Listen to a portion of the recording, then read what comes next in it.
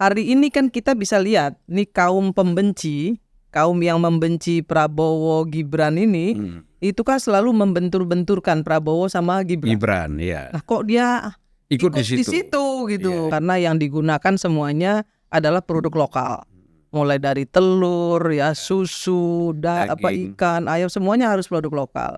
Bahkan Xi Jinping katanya tertarik dengan program ini, ya. Betul. Karena dia sendiri di Cina tidak melakukan program ini. Iya.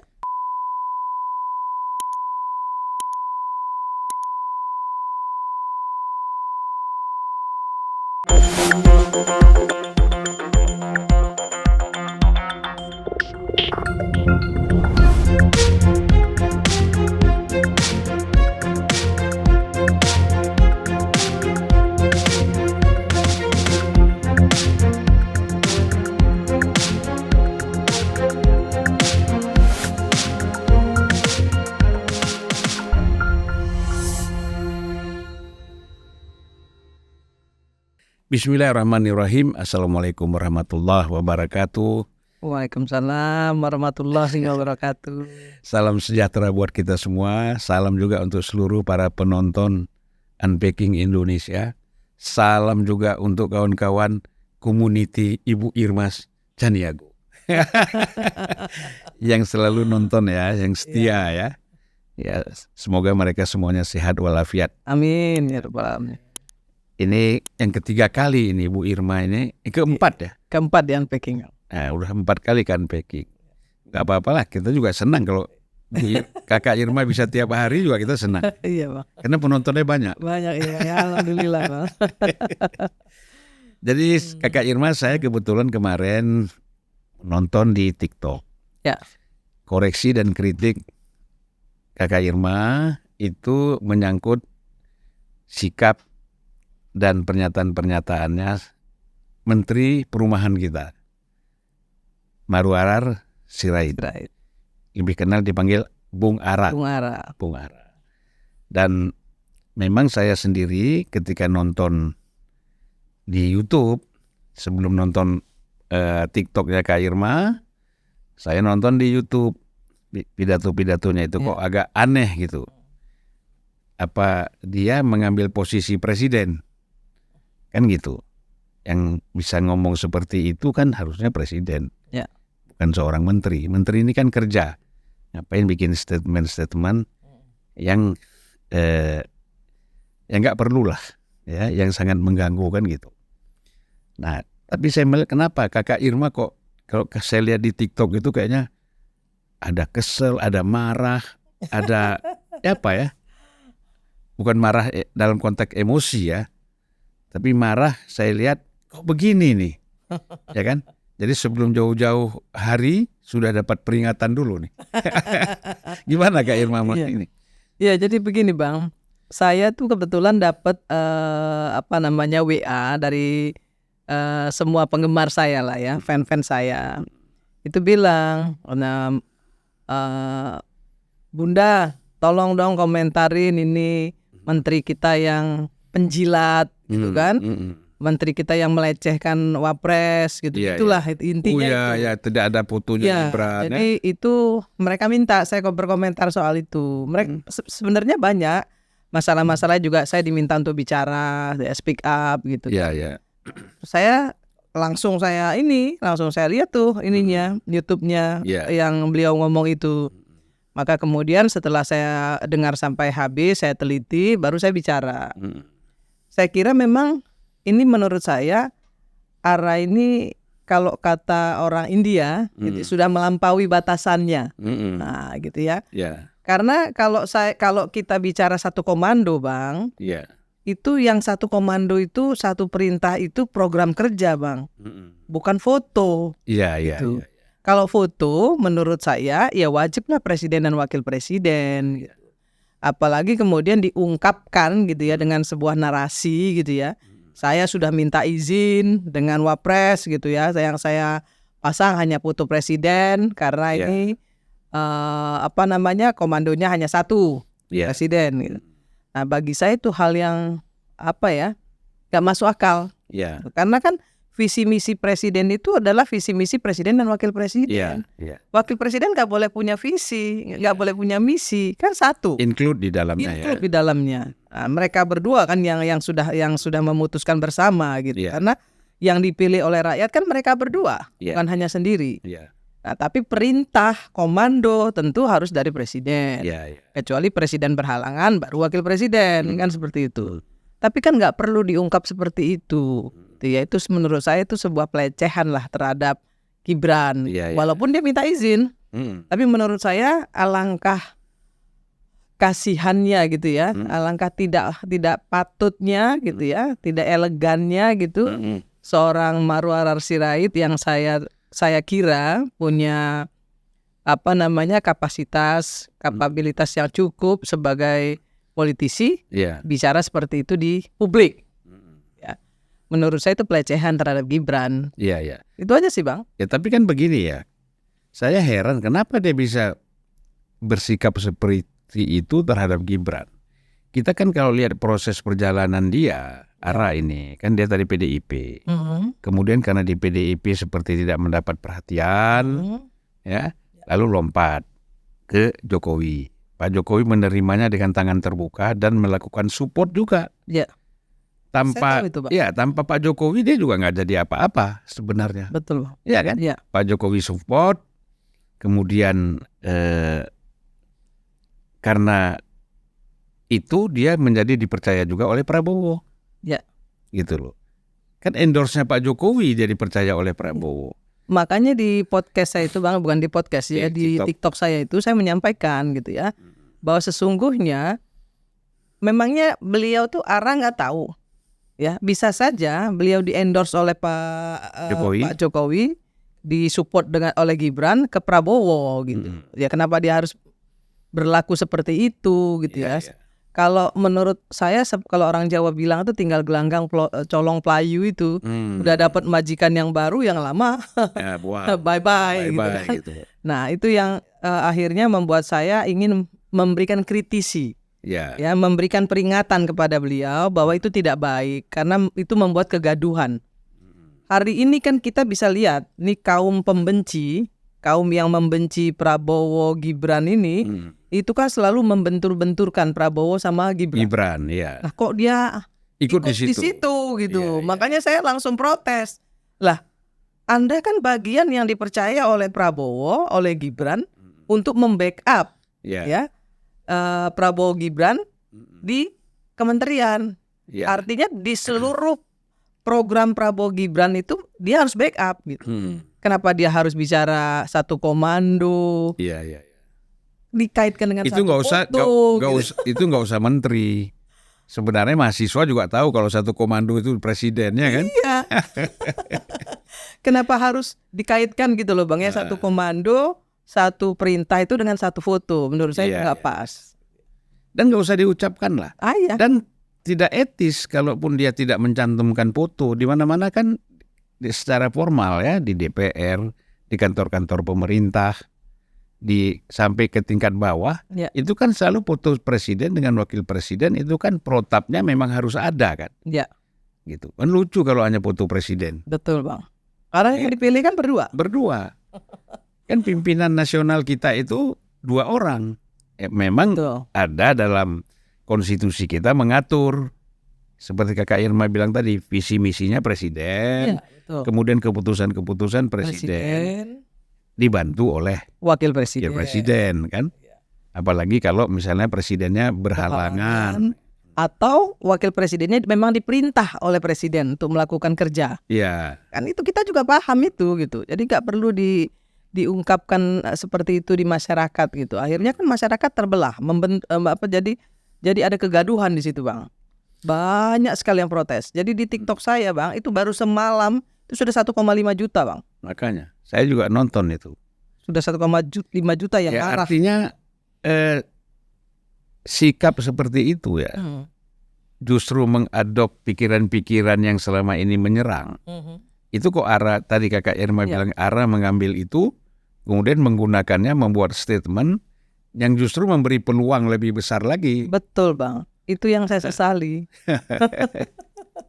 Harusnya kan membuat suasana yang tadinya membenturkan antara presiden dan wapres ini menjadi mengecil gitu ya, bukan malah memperlebar. Nah, kalau ini malah memperlebar, makin memperbesar, bahkan membenturkan akhirnya gitu, bahwa ya udah dia memang nggak pantas lah gitu. Dan tidak mungkinlah seorang wakil presiden, apalagi anak muda seperti Gibran, itu jalan sendiri tanpa koordinasi dengan presiden. Betul. Seperti dia membuat pengaduan itu kan?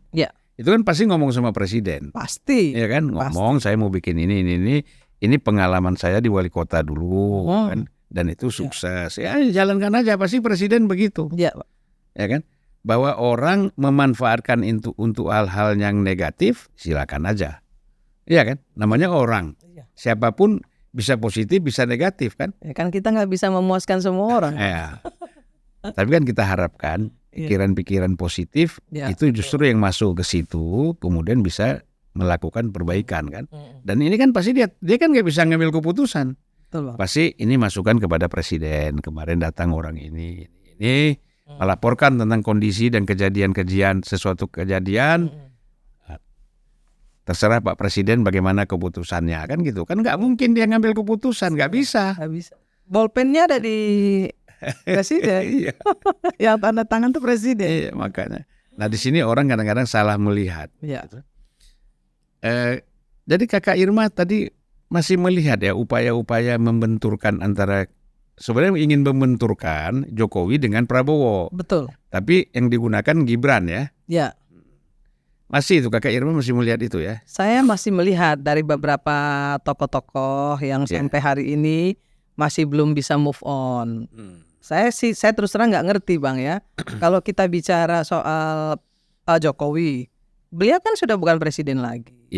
Kalau beliau masih banyak pengikut, terus yang mau disalahin sopon gitu. Siapa yang mau disalahin? Lo orang sayang, orang seneng, orang percaya, nggak bisa kita nafikan. Ya sama kayak Bung Karno, meninggal udah berapa puluh tahun, tapi kan saya merasa anak ideologisnya Soekarno. Ya ada orang yang boleh larang itu. Tan Malaka, Natsir, semuanya kan, Syahrir, masih ada orang-orang yang simpatik dan berempati kepada dia, walaupun sudah meninggal puluhan tahun gitu. Betul, Bang. Jokowi baru kemarin nggak jadi presiden kan. Nah jadi kalau menurut Kakak Irma, kira-kira berhasil nggak mereka memecah belah ini antara Prabowo dengan Jokowi? Saya kira nggak ya. Yakin? Buktinya ketika kemarin misalnya baru sambil minum ya kan?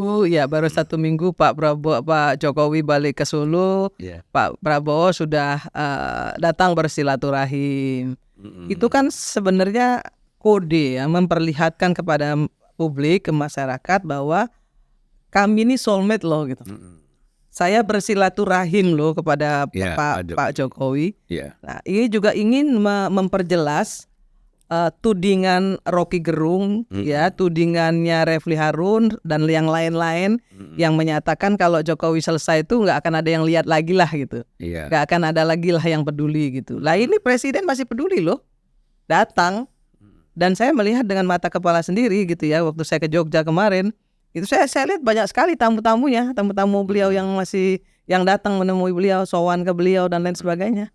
Bahkan ada gubernur, bupati yang sowan kan? Ya ada kiai-kiai juga. Artinya beliau masih diajeni kalau orang Jawa bilang gitu. Jadi nggak bener lah tuh ramalan-ramalan orang-orang itu bahwa setelah selesai ya goodbye lo bukan siapa-siapa lagi, nggak akan diundang, nggak akan dilihat, nggak akan dilirik. Itu cuma ramalan gitu. Atau hayalan. Dan itu membuktikan juga bahwa orang ini ada perbuatan baiknya itu yang dikenang oleh orang dekat, oleh masyarakat, sehingga orang masih bersimpati kan gitu. Nah ini yang kadang-kadang mau dipaksakan oleh orang-orang yang memang tidak suka Jokowi dan Prabowo ini tetap solid, ya kan? Mereka akan ingin memaksakan kehendak ini, dan saya kira nggak mungkin kan. Kalau saya lihat gini Bang, kan Pak Prabowo ini dari bagaimana beliau membentuk kabinet, itu saya bisa melihat bahwa beliau orang yang tidak pernah tidak mau mengabaikan orang yang sudah bekerja untuknya, tidak mengabaikan orang yang berkeringat untuk memenangkannya, orang yang sangat punya komitmen terhadap orang yang membantunya. Nah, itu beliau perlihatkan dengan pembentukan kabinet. Sekalipun kemudian banyak orang yang mengatakan ini kabinet balas jasa dan lain sebagainya lah ya. Bagi saya nggak melihat seperti itu, gitu ya. Bagi saya Pak Prabowo betul mungkin beliau menganggap orang ini adalah orang yang berjasa kepadanya. Tapi kalau dia punya kapasitas, so what? Kan nggak bisa juga dinafikan kalau orangnya memang punya kemampuan. Nah, sama dengan ketika misalnya Pak Prabowo masih selalu bertemu Pak Jokowi. Nah, saya sih kenapa saya protes? Kenapa saya memperingatkan arah? Karena saya ingin dia melihat bagaimana cara Pak Prabowo ngajeni Pak Jokowi. Nah, bagaimana juga dia mengajeni si Gibran, walaupun Gibran jauh lebih muda dari dia, tapi posisinya wapres loh, kan gitu. Nah, jadi falsafah Jawa ini mesti dia pelajari juga gitu, karena nggak elok gitu ya sikap dia dengan seolah-olah mengenyampingkan Gibran gitu ya, dengan mengatakan bahwa mohon maaf saya nggak pasang foto saudara gitu kan, saya minta izin karena ini adalah satu komando dan lain sebagainya, kan seolah-olah ini di ban serep yang nggak dibutuhkan gitu. Ini kalau kata orang Jawa ini penghinaan gitu, melecehkan. Orang Jawa beda cara pandangnya Bang gitu, karena saya lama di Jawa dan saya juga ada darah Jawanya juga sedikit-sedikit, jadi saya tahu persis gitu bagaimana cara memperlakukan orang lain. Jadi apa sebenarnya dasar kalau menurut Kakak Irma ya? Dasarnya si Ara itu bersikap seperti itu apa sih yang mendasarinya? Kalau kata netizen penjilat. Itu kata netizen loh, bukan kata saya ya di TikTok penjilat saya. Ke Prabowo dong. Ke Prabowo. Dulu menjilat Jokowi kan? Mega Jokowi, sekarang Prabowo. Itu kata netizen. Kalau menurut saya mungkin terlalu ambisius ya, terlalu menggebu-gebu, terlalu semangat gitu ya, sehingga dia lupa gitu ya tentang posisi dia ini. Dia bisa ada di situ tuh karena siapa itu dia lupa. Saya kira itu sih. Atau bukan karena dia seolah-olah dekat dengan beberapa konglomerat ya? Bisa jadi. Kan itu dia bawa di IKN ya kan, beberapa konglomerat yang hadir, Aguan CS lah berapa orang, kemudian foto bersama di IKN kan. Mungkin dia merasa aman lah, saya pun melakukan apapun karena saya di backup oleh konglomerat, ya kan, oleh pengusaha-pengusaha besar misalnya. Jadi dia merasa aman ya. Bang, kita bisa lihat Bang ya kemarin ya, ketika keputusan MK yang kedua, ya sebenarnya itu adalah keputusan itu harusnya ada di tangan DPR. Tapi ketika rakyat turun dan tidak menghendaki itu, apa yang terjadi? Pemerintah Pak Prabowo dengan begitu bijaknya kemudian mengikuti kemauan rakyat. Nah, Ara juga harusnya berpikir seperti itu. Meskipun di backup oleh banyak konglomerat, tapi kalau rakyat marah, rakyat tidak suka, rakyat tidak setuju, rakyat muak, nggak akan populer dia. Jadi bisa jadi beban dong Ara ini bagi kabinet, bagi Prabowo ya. Harusnya nggak membebani, nggak bikin kegaduhan ya, nggak membebani. Justru harusnya beliau menjaga gitu ya, menjaga kondusivitas 100 hari kerja presiden. Itu yang harusnya dilakukan. Jadi kalau kita lihat untung dia hanya sekedar menjadi menteri perumahan ya. Kalau jadi Mendagri bagaimana? Kasihan kepala daerah itu. Bisa kacau dunia kata netizen. Kata netizen loh, bukan kata saya ya, kata netizen. Kacau banget ini, baru 2 minggu jadi menteri udah begini gitu kan. Itu kata netizen. Ya kita harapkan Pak Fahri Hamzah sebagai wakil menteri perumahan itu bisa mengimbangi lah ya, menutupi kelemahan ini ya. Kalau Fahri, saya kan kenal Fahri juga Bang. Cukup dekat di DPR lah. Abang kan guru saya, Eros Jarot itu guru saya, Pak Surya Paloh guru saya. Tapi Fahri ini sahabat saya dan saya tahu persis lah kapasitas Fahri Hamzah ya. Saya kira Fahri nggak akan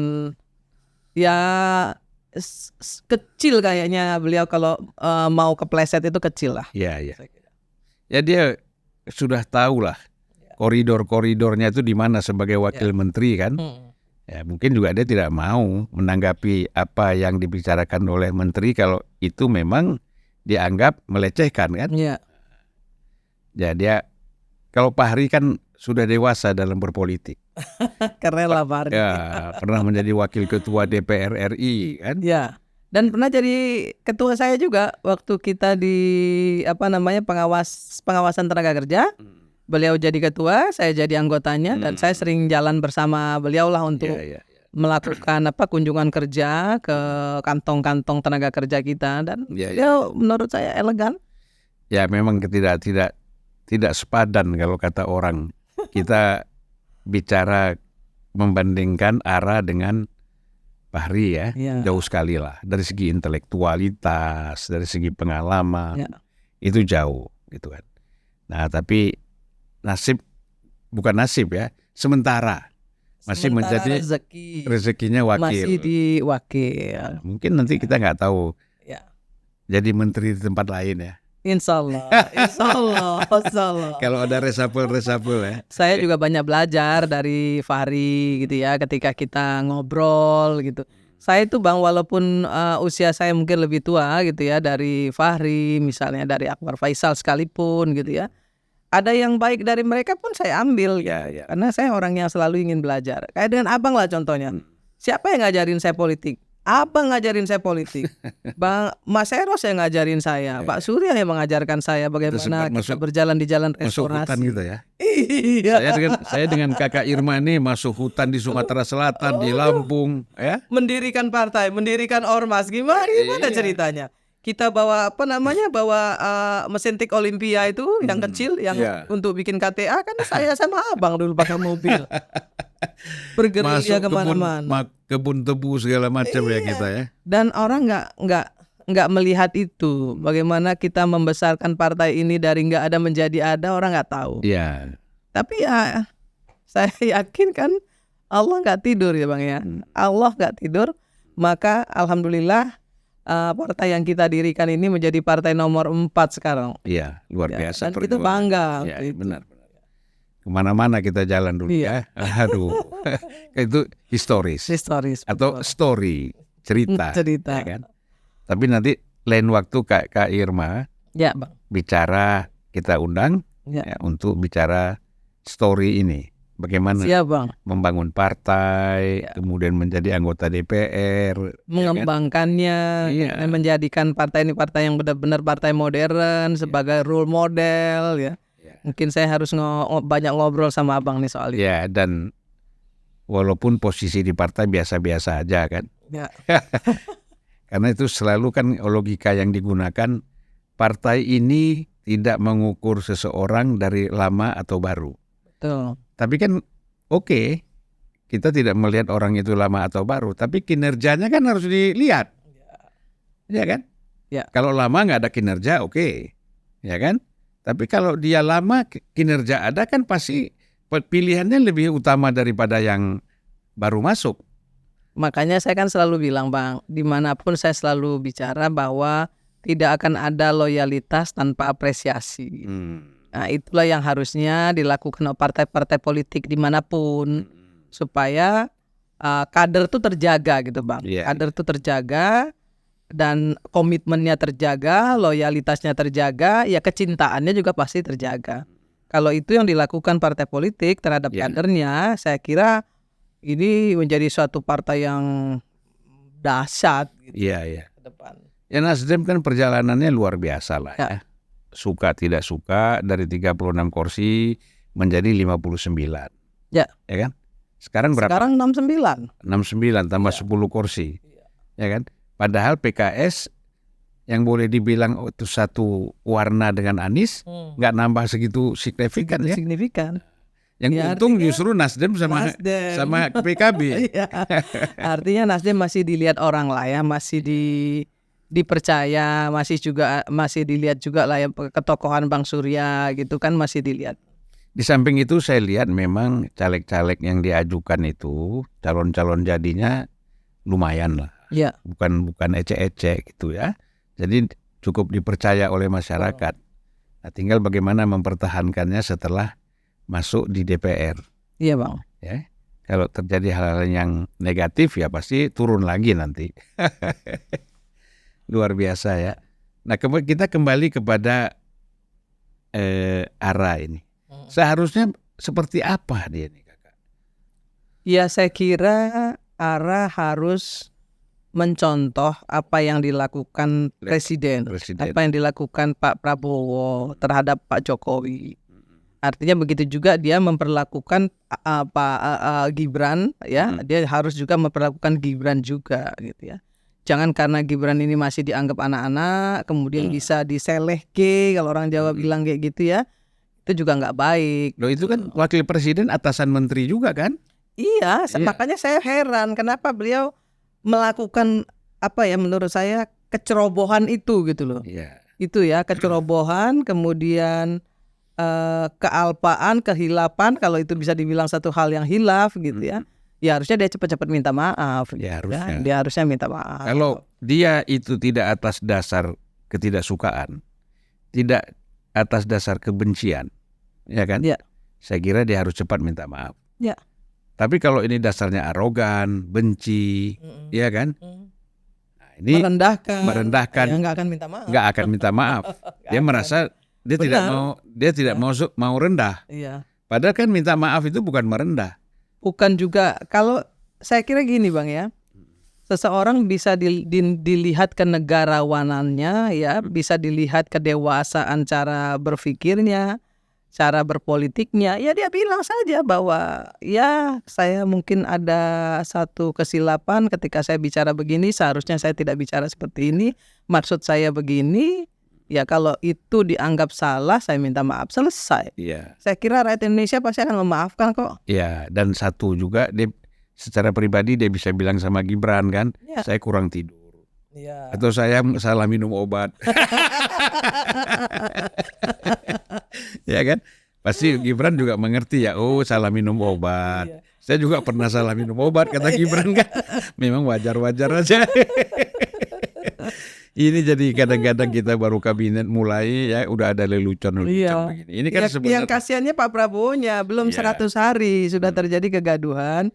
Ya saya mencontohkan saja Bang ya, sampai hari ini baru tadi malam saya bikin podcast ini TikTok. Sudah 1,5 juta yang berkomentar. Ya kan, beliau minta maaf. Semua bilang Bu Irma sudah mewakili kami tidak rela begini. Semuanya rata-rata boleh dicek. Ya, saya hanya ingin menyampaikan kepada beliau karena saya bersahabat dengan ARA juga, pernah satu podcast di Mata Najwa gitu ya, sama-sama mendukung Jokowi ketika itu.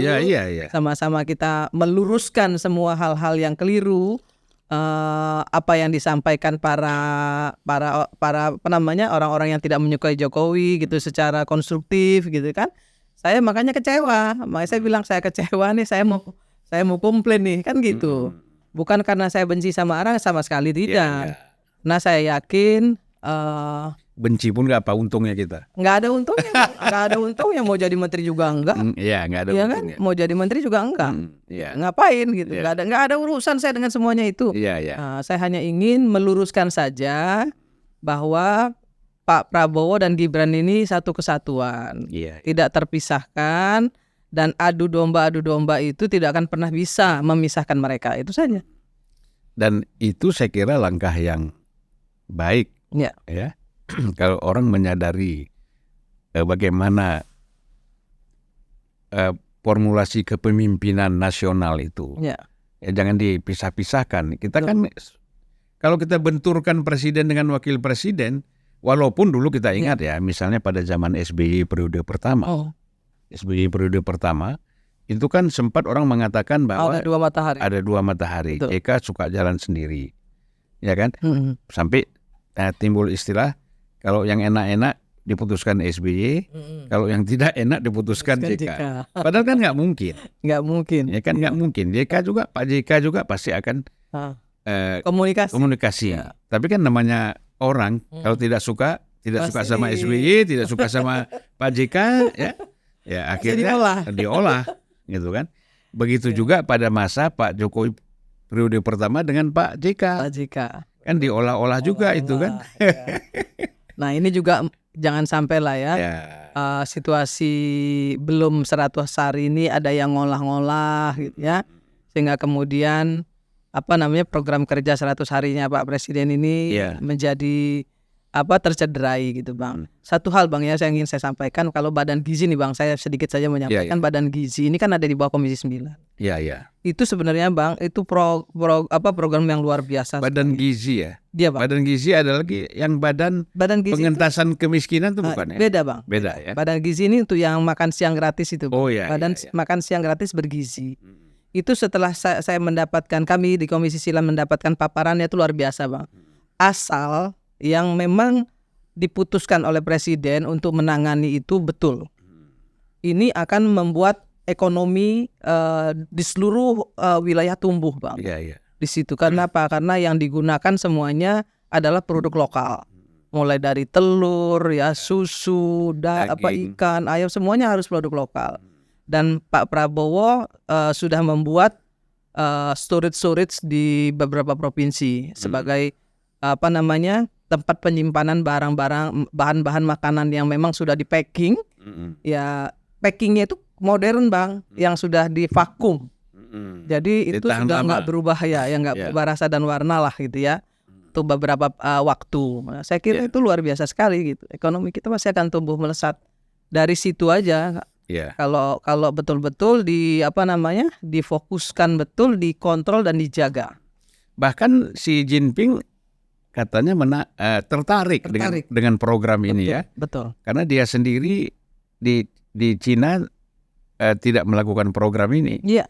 Nah saya kira artinya kan seorang tokoh dunia seperti Jinping itu menarik dengan program makan gratis lah kata Badan Gizi ini. Saya kira ini luar biasa ya. Betul. Tinggal itu lagi kan pelaksanaannya seperti apa, anggarannya semua itu kan ada di DPR ya. Betul.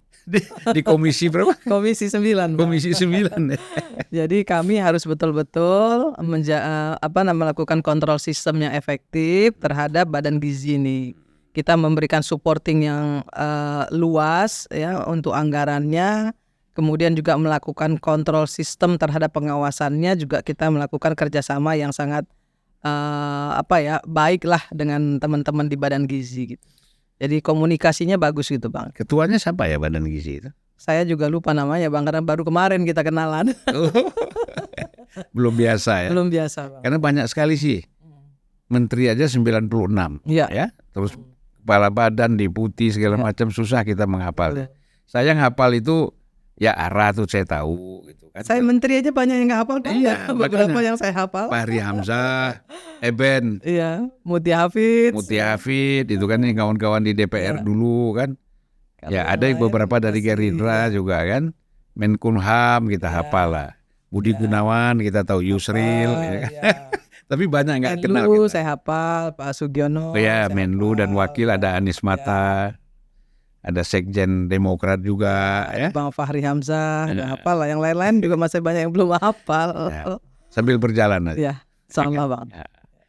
Yang penting Badan Gizi ini persoalan gizi dan pangan ini memang betul-betul bisa dirasakan oleh rakyat dan masyarakat. Ya.